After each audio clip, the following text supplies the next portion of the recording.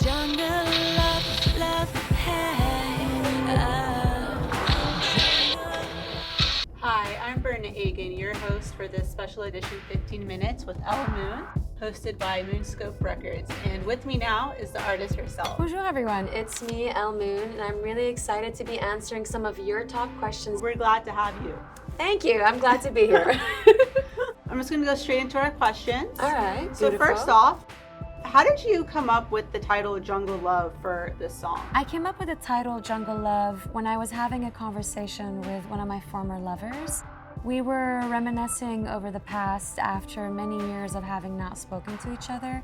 And when that conversation kind of came about, it made me think of all of these emotions that I was feeling, all of this, primal, animalistic love and carnal yearning that I was getting from my partner. And that's where the song title Jungle Love came from, because it made me feel as if the love that I was feeling for this partner and all of my lovers really and my exes, it brings out this animalistic side of me that I would associate to being in the jungle, kind of out in the wilderness, because it brings out the animal in me. And that's why I came up with the name Jungle Love. Oh, I like that. Thank So, you. what inspired you to make the song? What inspired me to make this song was basically a conversation that I had with a former ex of mine. We were talking years after not having seen each other, and that entire conversation we were just checking up on one another and trying to see how we were doing, and it made me think of how it felt to be with them and to have those feelings, knowing that, part of me will always love you even though I'm not going to be with you and not be in a partnership with you. I'll still have that love left inside of me. And having had that conversation with my partner, I thought, I have to write this down because I'm feeling this wave of emotion having finished talking to this person, and I want to be able to express myself, and so I did it through the song. And I was basically having all of my former partners in mind as I was writing it. And even though the music video itself, it is represented by the metaphoric representation of the love of my life, my former ex-girlfriend, this song in itself is supposed to be a representation and a conversation that I have with all of my lovers, as I do wish them all well, and I know that deep down there will always be love left for all of them, even though I wouldn't want to go back to what it was I had with them. And that's kind of where the song's inspiration came from. It was just that rekindling of that one conversation that made me think of all my former exes and how it would be like to talk to them for one last time, knowing that we will never really be back together, but it was just for the moment. That's nice that you let it out through, with music. Can you tell us a little more about how the music video came to be and what made you want to film it this way? For sure. So the music video I jokingly call Lesbians in the Jungle, as the song is an exploration of my femininity, my expression of love, and my romanticization of my former lovers. For many years I've struggled with my sexuality, and so I wanted this video to be embodied by my love for the love of my life, expressing my love and adoration for my former lover. Allô? Salut ma belle, ça va? Je sais que ça fait longtemps depuis la dernière fois qu'on s'est vu, mais bon, récemment je fais que de penser à toi et je sais pas quoi faire. T'es où ce soir? New York? Paris? Dubai? Beirut? It's like no matter what I do, I just can't escape the thought of you. Sometimes I wonder. And so the video in itself is this fantasy world that we go through, because even though these two partners in the video don't really engage much in conversation, they engage more so in this fantasy world that they've built for themselves, where they're able to look for one another. But she's silently observing me as I'm kind of peacocking away. I'm wearing these beautiful, grandiose, very campy outfits, trying to seduce her with my ways, I guess, with my fashion sense and my lyricism and my dance. well, I'm glad you're doing well, yeah. Even though the song ends on somewhat of a tragic note where the partners never really get to to reconnect and rekindle that flame, I think it's somewhat beautiful because it leaves the fantasy to where it needs to be. Because the relationship is over, so even though it's just a voicemail that may or may not go unanswered, I'm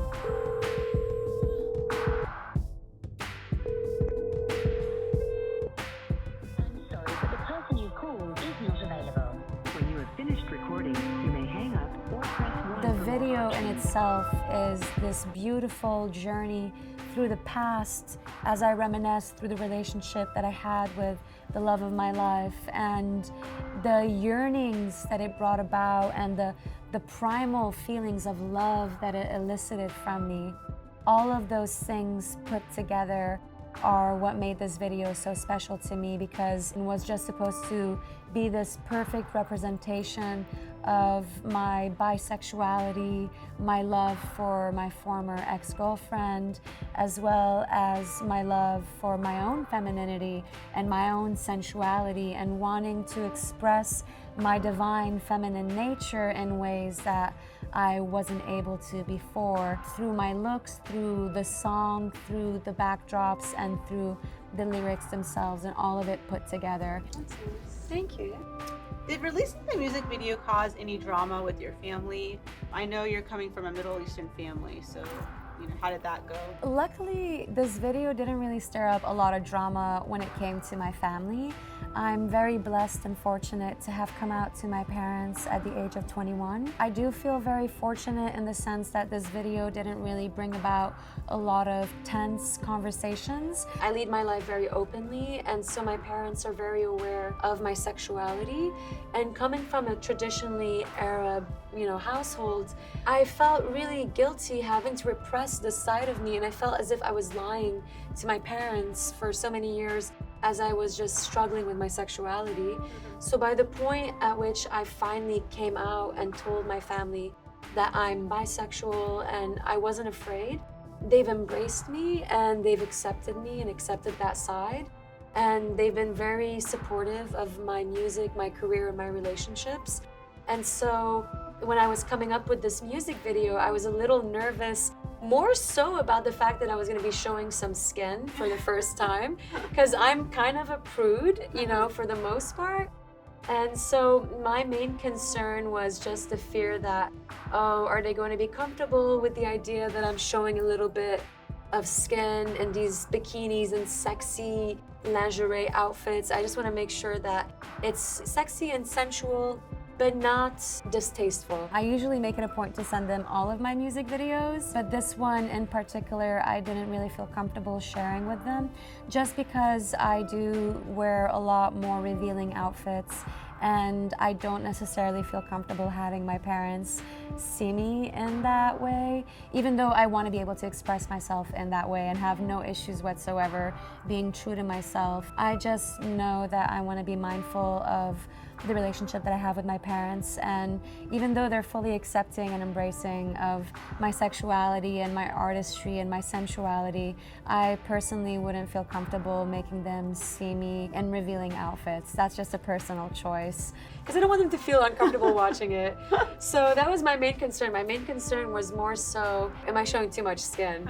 But no, it didn't stir up any drama in that sense. If anything, it brought about a beautiful conversation with my mother. I was able to comfortably talk about my relationship with my ex-girlfriend, and obviously I gave my parents a heads up before I was going to release the song to let them know that, I'm going to be working on a song that is going to be expressing my sexuality as well as my sensuality. I hope that you are comfortable with that. This song is helping me heal through my own journey through love, and it's going to be out there, and it's about all of my relationships, even though the video is going to be depicting my relationship in particular with a woman. She's kind of a metaphoric figurehead for my ex-girlfriend, but she's just supposed to be there as a figurehead to represent her and represent the love of my life and my sexual identity that I'm trying to work through by working through this song. I hope you're okay with that. And my mom said, well, as long as you're okay with it, then I'm okay with That's it. beautiful. Yeah, that's how it should be. No, but you're very lucky that you have both, like your mom and your dad, to be very, supportive of you. They're supportive, but they are still a bit hesitant. They're always saying, just be careful. That's always what Yeah, they of say. They'll course. tell me, post whatever you want, do whatever you want, just be careful. And yeah, I just try to keep them in the loop always. That's good. It's always good to always be open, have an open relationship with your parents instead of hiding it, Mm-hmm. How long did production last on this project and why? When it comes to pre-production, we started Scouting locations and styling the outfits and getting in contact with my cinematographer to work over the shot listing. All of that happened in the pre-production phase, which started off in March. And our goal was to release the video by June, to be honest, but I wasn't able to meet my deadline because I wanted to make sure that this music video really highlighted just my artistic expression, not just in terms of the musicality, but also with the fashion, with the sets, even with the performances themselves.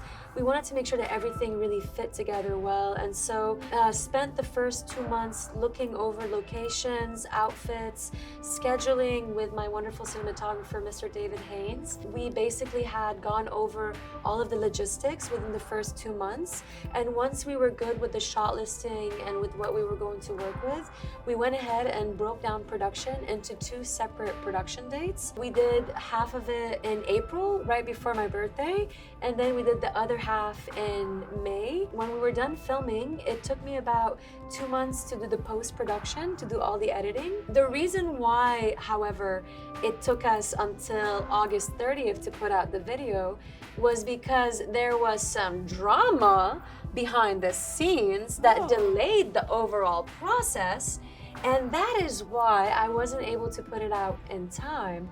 Behind the scenes, working on this song kind of, again, unlocked this time capsule, and it made me kind of open these wounds that I didn't know I had in the love department, and it brought about all these feelings that I had thought, had processed and had worked through. And by working through this song, I found myself capable of working through my past traumas, and I realized that this song might have started off as just a conversation with all of my lovers, and the video in itself, it brought about these feelings that I had suppressed in regards to the love of my life. And even though it's been over a decade since the relationship began, and almost 7 years or so since I've last seen the love of my life, I think it was necessary for me to work through this song, because I realized that even though so much time had elapsed since we had last seen one another,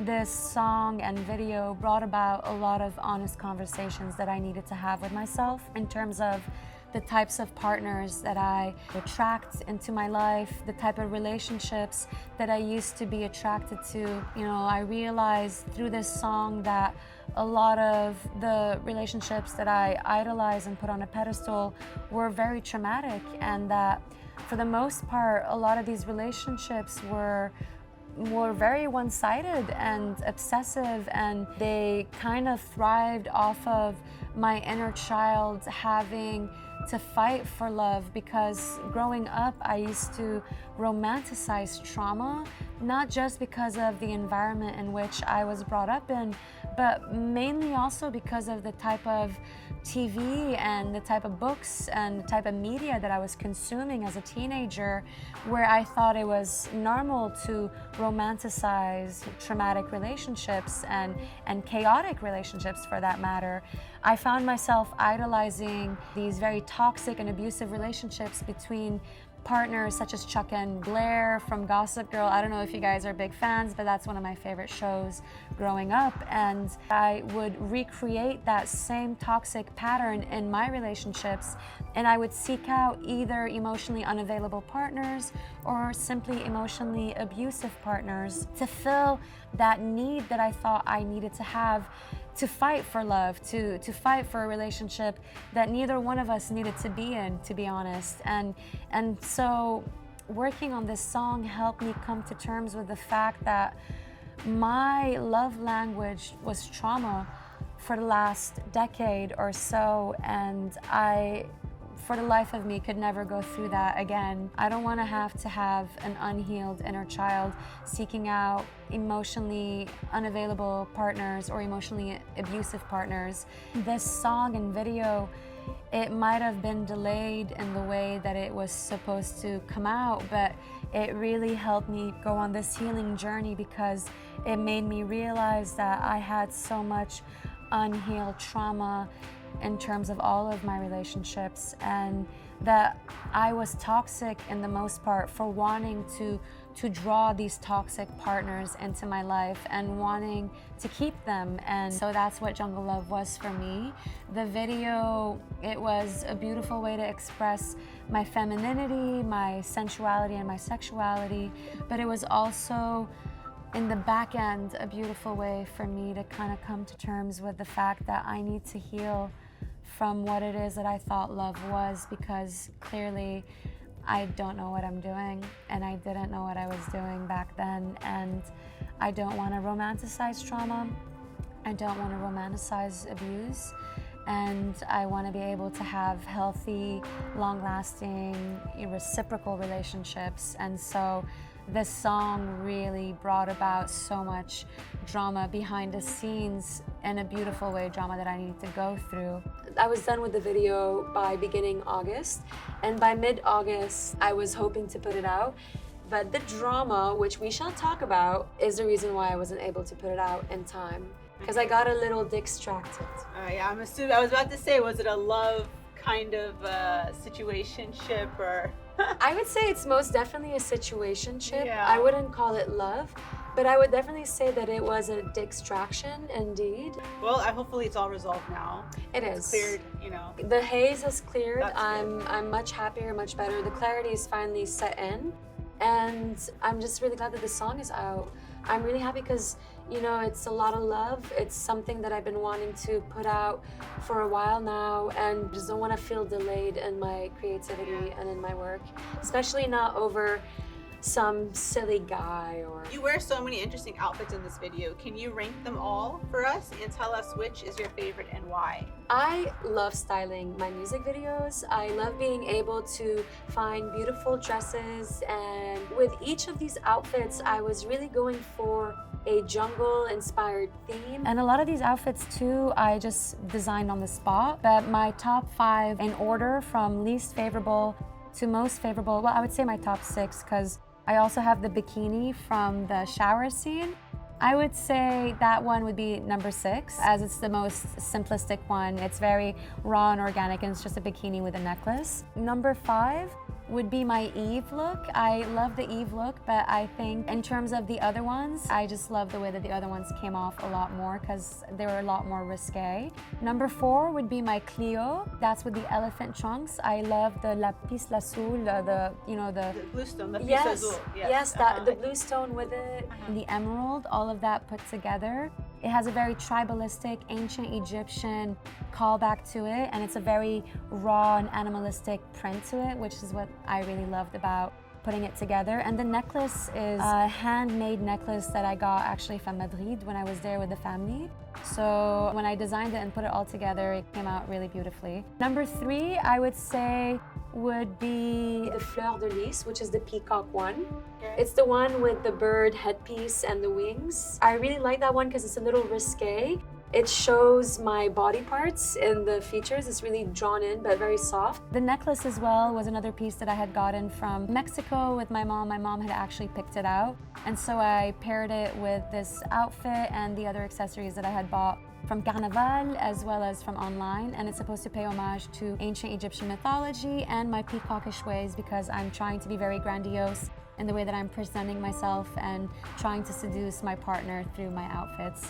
My second favorite look would be the Desert Rose. That would be the red with the Ave Maria headpiece. I love that one, as I believe it fit really nicely with the roses in the backdrop as well as the lips. It brought out the sensual, playful side of me. And that is why today I'm wearing a green, kind of reminiscent look to it, kind of to pay homage to my second favorite look, the Desert Rose. And my number one favorite look would be Goddess. It would be the one with the golds and the silver with the crown. and the diamonds and the golden bikini top. That one, actually, I was supposed to wear it with a golden bikini. But when I was styling it in person, I said, no, this would look really nice with my golden cape. So I just dressed up the cape to make it look like a dress. But it's just the same golden cape from Desert Rose. What I loved about that one was the fact that I combined the wings with the serpent. I love to call back to Isis, the ancient Egyptian goddess. So a lot of my outfits are inspired by my roots and also paying homage to ancient Egyptian mythology, which is one of my favorite mythologies. And in this music video, because it's about forbidden love and about sexuality, the outfits are also supposed to highlight my assets, but also bring in that forbidden love, which is why I also incorporate the snake into my prints. So some patterns are also animal prints. And I love that look because it was my way of paying homage to my favorite goddess and my femininity and my divine feminine nature. So that would be my number one look.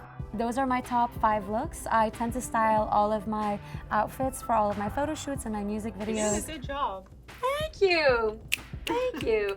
But yeah, so those will be my top 5. Okay. How did working on the song impact your love life? Ooh. Okay, well, speaking about drama, I would say working on this song definitely affected my love life in ways that I did not expect. When I initially set out to work on this song, it kind of felt as if I was unlocking this time capsule.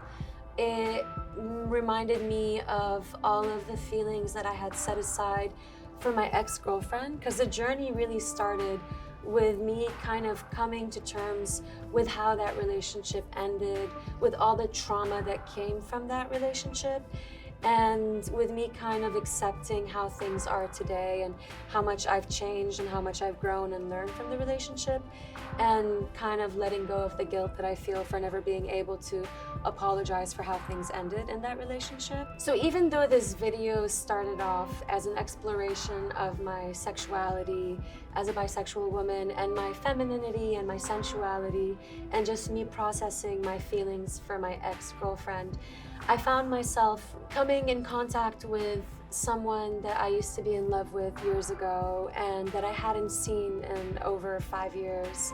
And this was the first man I've ever loved. How did that happen? When I was working on this song, I didn't expect to find myself having had a conversation with an ex because, you know, by the time that I was done, we had wrapped production, we were in post-production, we were about to release the song. I had taken a hiatus so I can go back to Lebanon so I can visit the family. And when I was back home in Lebanon, I had come across the first man that I had fallen in love with.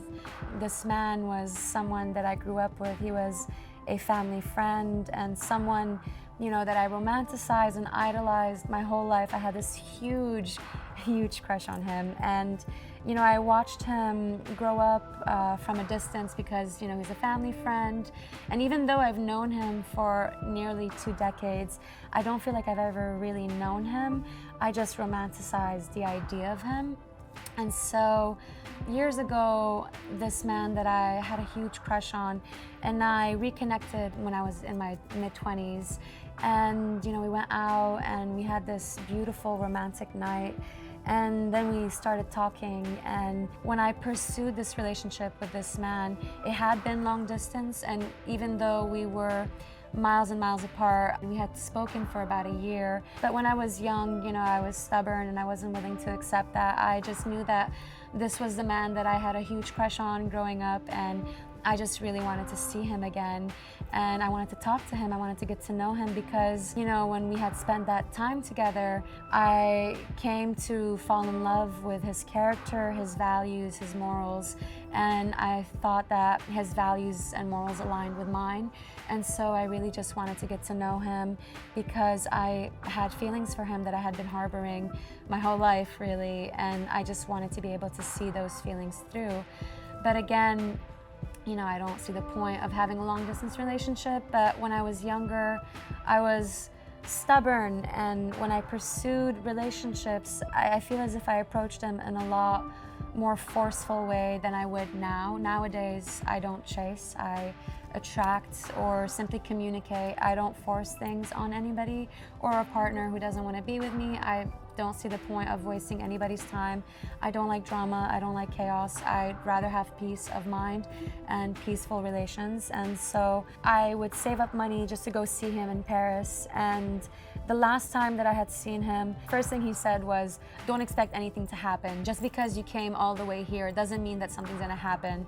And I just felt so foolish. I thought, oh my God, I'm such an idiot. I've been traveling nonstop to see this guy and he's not even interested in me, and he just said he doesn't want to have anything whatsoever to do with me romantically. So I just felt really confused. And Later on, he changed his mind and then we got intimate, but then he was cold and dismissive.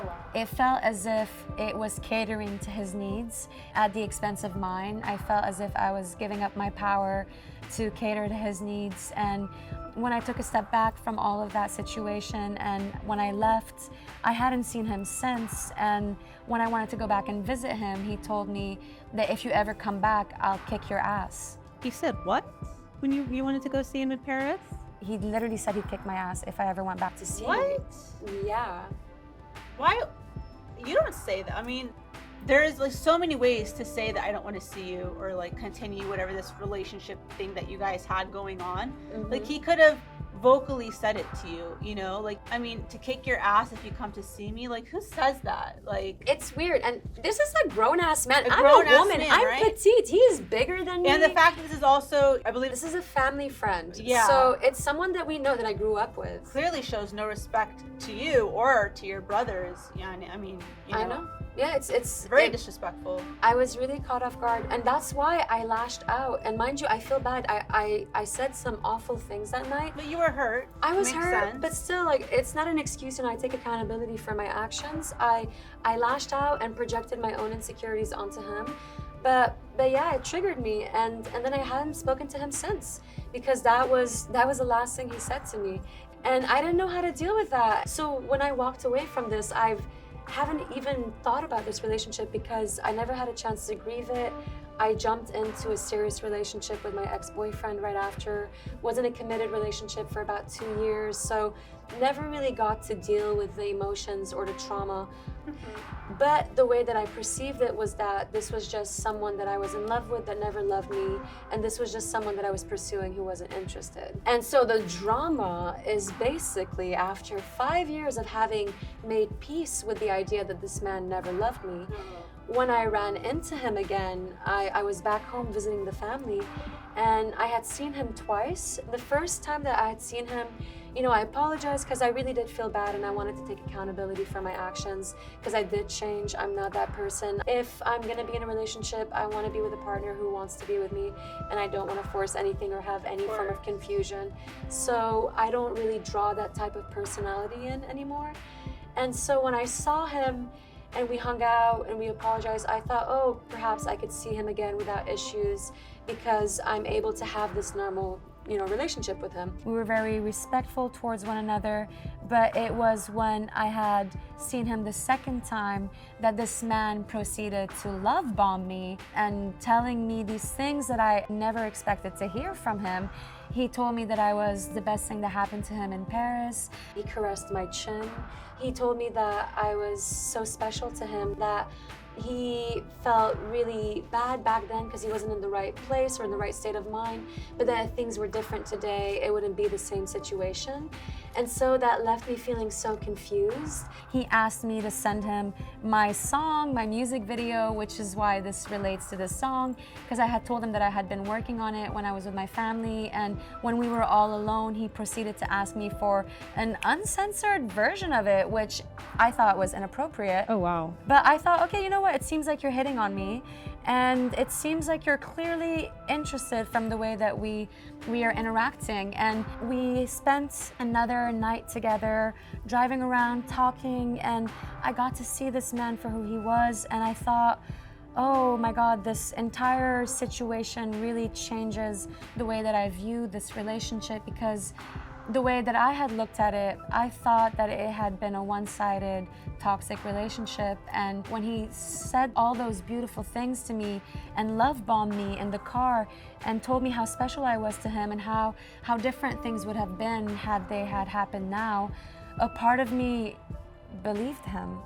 I mean, I wanted to believe him. This was the man that I was in love with. This was everything that I had wanted to hear. And even though it had been years since I had last seen him, I realized that I wasn't done loving him and that my love for him didn't really go away and that my feelings were still there. And so all of these wounds that I didn't know I had and these feelings that I thought I had gotten rid of, they all came back to the surface. And when I walked away, I didn't know where he stood, and it confused me so much so that I just cried the whole way back. I cried when I left him. I cried for a whole week when I came back to Atlanta. It delayed everything because I wasn't able to focus. I was stuck trying to process these feelings that I had buried years ago because the only man that I've ever loved really told me that he thought I was the best thing that happened to him and that I was so special. And that made me feel so confused because a part of me really wanted to be with him. So when I heard those things, I just really wanted to rekindle that relationship, but I didn't want to approach it in the same way that I did years ago when I was the one that was pursuing him. So I kind of took a step back, and hearing him say that I was so special to him, it made me excited because I thought, well, if I do go home by the end of this year, at least I would have someone I can go home to and I could get to know him this time around and really get to know him and not just the idea of him that I had built up in my head, because I had grown and changed so much since the last time I had seen him. And when I left him, I took the time to really work through my feelings and work through the past relationship that I had with him and figure out, is this really what I want? And so I wasn't able to focus or finish Jungle Love for the last for 3 weeks, and by the time that I finished, I sent him the private link as he requested. After sending him the link to the song, I called him up thinking that we were going to have a conversation that ended with us knowing where we stood. But when I called him up, he completely shattered my emotions and my heart. He told me that he wasn't interested, that he was just being nice and polite when he was love bombing me. That is so disrespectful. And that he had never been interested. He was actually talking to someone else. Oh my gosh. And he was trying to gaslight me into thinking that this whole time I knew that he was talking to someone else. Talking to someone else, and he didn't even bother to mention that. And and I thought, well, if you're talking to someone else, why are you watching my music video thinking that it's uncensored, because I didn't tell you if it was censored or not. So and if he had someone, you also wouldn't have continued. I would have never spoken to exactly, him. Yeah. If I would have known he was talking to someone, I would never cross that line, because I respect people's relationships and I would never disrespect another person's partnership. So the fact that he withheld that information and then was so cold and so dismissive, it reminded me of just how mean and toxic this man had been throughout the whole relationship. This man, literally, he doesn't know what he wants. Whatever happened was for the best. Honestly, I think it's better that it ended this way, because you don't want to be with a man, right, that doesn't know what he wants. I just was so confused, and I left that conversation noticing that this man that I thought I was in love with was actually a toxic narcissist. Yeah, a narcissist that has done nothing but abuse me and dismiss me, and the entirety of the relationship was me trying to work for his validation, me running after him, hoping that he would be better, because when we're together in person, he's so wonderful, but when we're not together, he's just so cold and dismissive. And so when I called him up and I had him have that awful reaction that I did not expect, it shattered the glass that I had in my mind, and I finally was able to get him off the pedestal that I put him on. For the first time in my life, that phone call just triggered me into realizing that this whole time I was romanticizing this relationship. I was just romanticizing trauma and abuse. and that I was going through Stockholm syndrome, and that the reason why I cried so much so when I left him was because he confused me with the love bombing. When he told me that I was the best thing that happened to him, it made me cry because that confused me. How can you say I'm the best thing that happened to you when the last thing you told me was, I'm gonna kick your ass? So confusing, but it's not my problem. Some people are toxic, and it's ironically the last thing he told me when I was leaving Lebanon was, Elle, if you have toxic people in your life, cut them out. I swear he said that. The call was coming from inside the house. When he said that, I thought, oh my God, you have spoken. Yes, you are the toxic one. You have been the most toxic man I've ever loved. And I will never pursue someone who will make me feel this way. And mind you, this is a family friend, someone that I grew up with. And so for him to threaten to physically harm me really triggered me. And then for him to gaslight me and to have me go through this whole process. I think he has some other like confusions or whatever going on with his life. And I realized that everything that we had gone through was just me dealing with a narcissist who was just after power. Because after everything, I realized that I just kept giving and giving, and all I ever did was love this man, and all he ever did was punish me. And now that I look at the relationship or the situationship for what it was, I can't really call it love, because it's not. It's limerence, and it's trauma, and it's abuse. And you know what's the craziest thing? On the phone call right before leaving, he told me, I'm trying to work things out with this person, and if you message me again, I'm gonna tell your mom and tell your brother. I swear. What? He just told me that. He's like, if you don't do what I tell you to, I'm gonna tell your mom and your brother. And then that's what triggered me into thinking, oh my God, this man is Like abusive. blackmailing you. He's blackmailing me, but I am 31 years old. And I'm pretty sure your family already knows. And my family knows. And if I'm gonna tell them something, sweetie, I'll tell them myself. I don't need you to tell them anything. I'm very honest in the way that I lead my life, and so I don't need to be threatened by someone. And in fact, if I told my parents half of the things that this man had done to me, they would never let him back in. But out of sense of self-respect and out of respect for my family, who are still friends with him and they're on friendly terms with him, it is only because I love my family that I will not tell them what he put me through. But he put me through hell, and this video was the most healing journey I needed because it finally made me realize I know enough at this point to know that I will no longer romanticize abuse. And for anybody going through something similar, just know that it happens to the best of us, and that there's no shame, and that it's okay to go through certain relationships, but you don't have to go back to toxic patterns once you recognize them, and you don't need to romanticize trauma or abusive relationships like I did. Relationships can thrive on peace and love, and a good relationship doesn't have drama. And so by the end of it, I just pulled back my energy. I decided to really let myself feel the heartache, and it broke my heart for 2 weeks. I really felt pain all over my body. And once I was done with that, I was able to move past it. And so by the end of the grieving process and just the heartache, I decided to finally put myself back out in the dating scene. And I went on Bumble because I told myself that I have been working so much lately, and I've taken a vow of celibacy that I haven't really been dating. So I'm ready to put myself out there.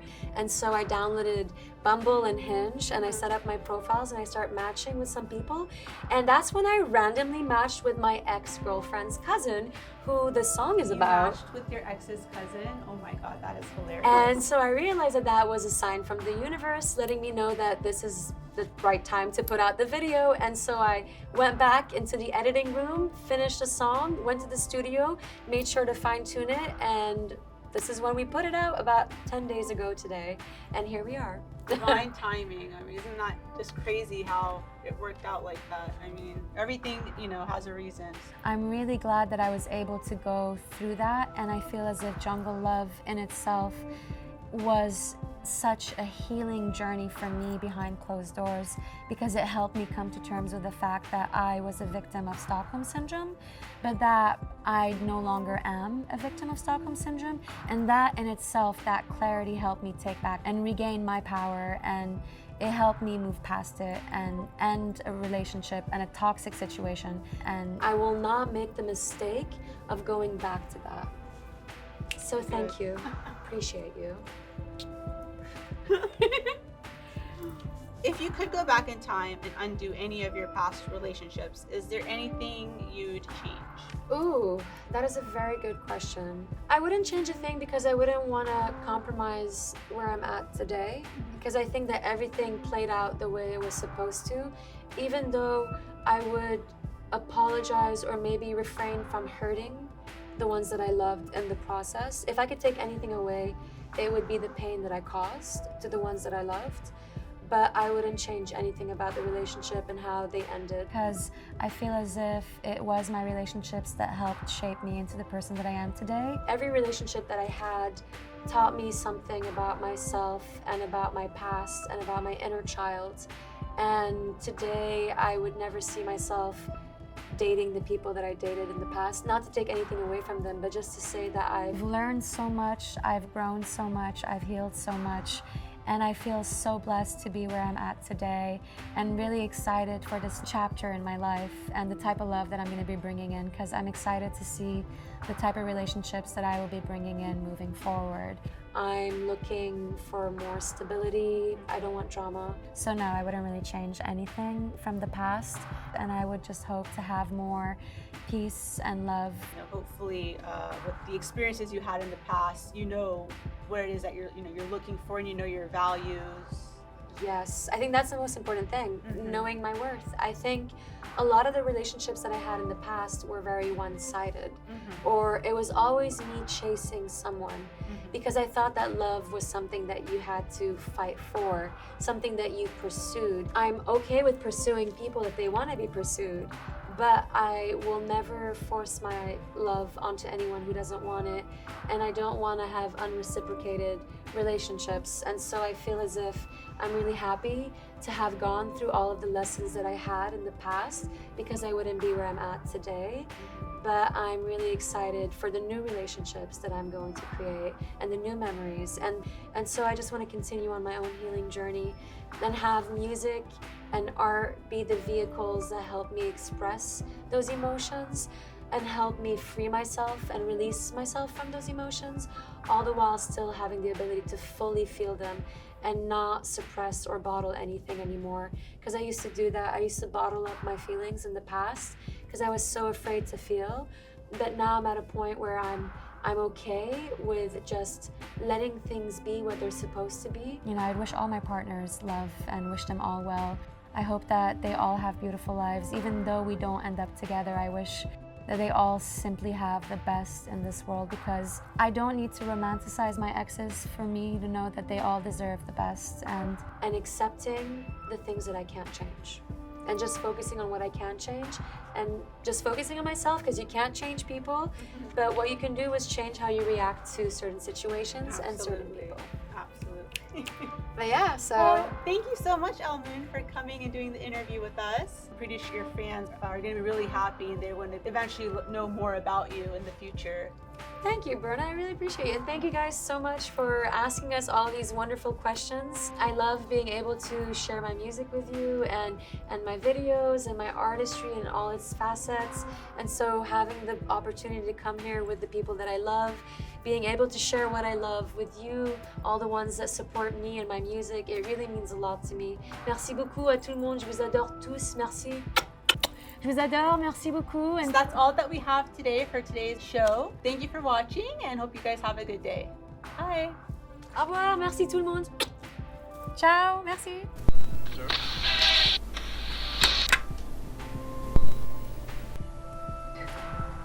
It's like no matter what I do, I just can't escape the thought of you.